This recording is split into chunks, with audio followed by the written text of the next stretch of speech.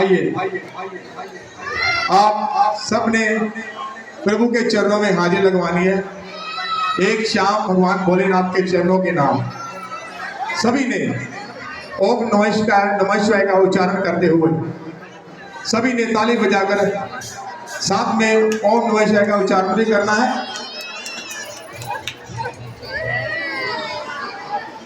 ओम नमः शिवाय, ओम नमः शिवाय, हरे हरे भोले नमः शिवाय। ओम नमः शिवाय, ओम नमः शिवाय, हर हर भोले नमः शिवाय। ओम नमः शिवाय, ओम नमः शिवाय, हरे हरे भोले नमः शिवाय।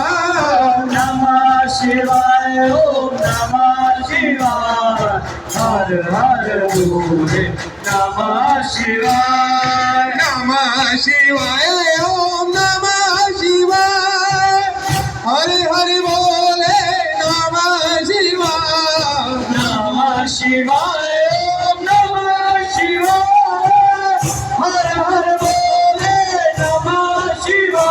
ओम नमः शिवाय, ओम नमः शिवाय, हरे हरे भोले नमः शिवाय।